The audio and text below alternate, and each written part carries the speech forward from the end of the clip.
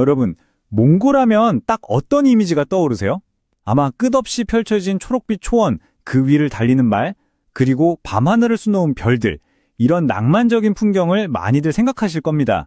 정말 많은 사람들이 꿈꾸는 그런 자연 그대로의 아름다움을 간직한 곳이죠. 하지만 말이죠, 우리가 흔히 상상하는 그 아름다운 모습 뒤에는요, 우리가 잘 모르는 또 다른 얼굴이 숨어 있습니다. 지금부터 몽골이라는 신화, 그리고 그 이면에 가려진 아주 냉혹한 현실을 함께 들여다보겠습니다. 네, 맞아요. 바로 이런 모습이죠. 여행 광고나 다큐멘터리에서 봤을 법한 정말 가슴이 뻥 뚫리는 듯한 그런 풍경. 많은 사람들이 바로 이걸 보기 위해 몽골로 향하잖아요. 자, 그런데요. 이 아름다운 풍경은 사실 몽골의 아주 작은 일부일 뿐이라는 겁니다. 그 뒤편에는 훨씬 더 시급하고 절박한 우리가 반드시 알아야 할 문제가 도사리고 있습니다. 그럼 그 절박한 문제라는 게 대체 뭘까요? 그건 바로 몽골의 땅 자체가 정말 무서운 속도로 사라지고 있다는 사실입니다. 이 숫자 76.9%. 와, 정말 충격적인 숫자죠? 이게 뭘 의미하냐면요. 현재 몽골 전체 국토 중에서 이미 사막이 되었거나 혹은 사막으로 변해가는 땅의 비율입니다. 우리가 생각하는 그 푸른 초원은 이제 국토의 4분의 1도 채 남지 않았다는 뜻이에요. 아니, 왜 이렇게까지 심각해졌을까요? 이 그래프를 보시면 바로 이해가 되실 겁니다. 지난 수십 년간 전 세계 평균 기온이 0.74도 오를 때 몽골은 무려 2.1도나 올랐어요. 전 세계 평균보다 거의 3배나 빠른 속도로 뜨거워지고 있는 거죠. 말 그대로 몽골은 지금 기후위기의 최전선에 놓여 있습니다. 이게 단순히 날씨가 더워져서 그런 문제가 아니에요. 여러 가지 요인들이 복합적으로 얽혀서 상황을 최악으로 몰고 가고 있거든요. 급격한 기후변화에 더해서 인구의 25배가 넘는 8,500만 마리의 가축들이 풀을 마구 뜯어먹고 있고요. 또 규제 없이 마구잡이로 이루어지는 광산 개발이 땅의 숨통을 끊어놓고 있는 겁니다. 결국 이 모든 데이터가 가리키는 건 사람들의 삶입니다. 초원이 사막으로 변하면서 대대로 살아온 터전을 잃은 유목민들은 기후난민이 되어서 수도인 울란바토르 외곽의 게르촌으로 내몰리고 있는 거죠. 여기서 아마 이런 생각이 드실 수도 있어요. 아, 정말 안타깝긴 한데 솔직히 몽골은 너무 먼 나라 이야기 아닌가? 하고요. 근데 이게 전혀 남의 얘기가 아니라는 거죠. 왜냐하면 우리가 매년 봄마다 겪는 그 지긋지긋한 황사 있잖아요.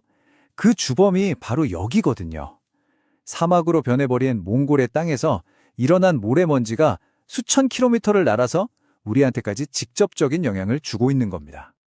이렇게 정말 거대하고 암담해 보이는 문제 앞에서 놀랍게도 희망을 만들어가는 사람들이 있습니다.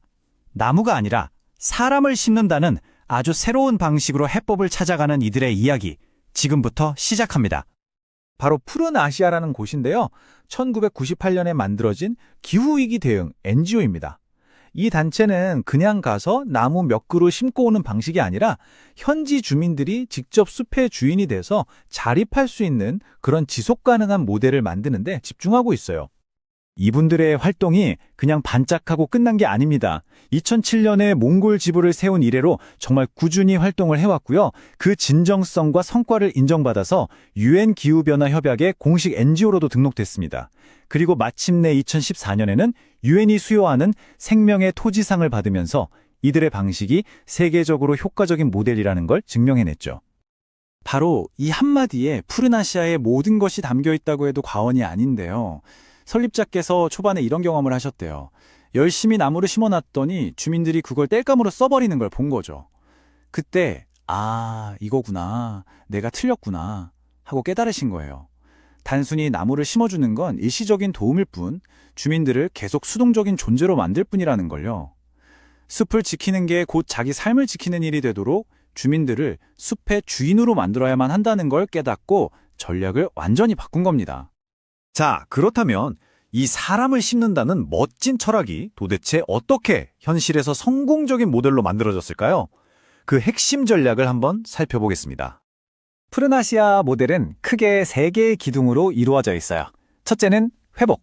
말 그대로 죽어가는 땅에 나무를 심어서 다시 살리는 거고요. 둘째는 육성. 주민들이 스스로 마을을 운영하고 교육을 통해 역량을 키우는 단계입니다. 그리고 마지막, 이게 정말 중요한데 바로 개발입니다. 숲을 통해서 돈을 버는 경제 모델을 만드는 거죠. 이게 바로 이 모델의 신의 한 수라고 할 수 있는데요. 그냥 아무 나무나 심는 게 아니에요. 열매를 팔아서 돈이 되는 나무? 예를 들면 비타민 나무 같은 걸 심는 거죠. 그럼 어떻게 될까요? 주민들 입장에서는 숲이 잘 자랄수록 내 주머니가 두둑해지는 거잖아요. 그러니까 누가 시키지 않아도 자기 일처럼 숲을 돌보고 지키게 되는 겁니다. 정말 똑똑한 방법이죠? 그 결과를 한번 보세요.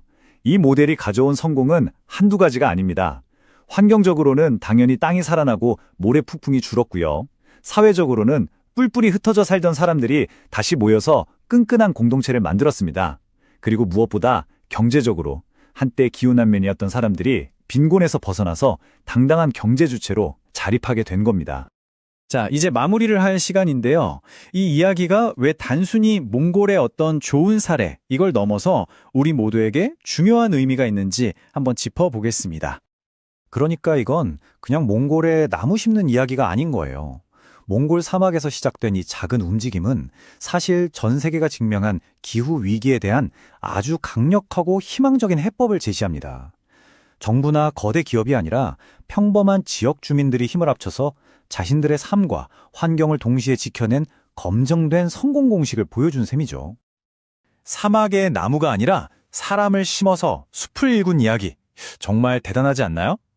이 놀라운 성공은 기후위기라는 거대한 도전 앞에서 우리 각자가 어떤 역할을 할 수 있는지 다시 생각하게 만듭니다.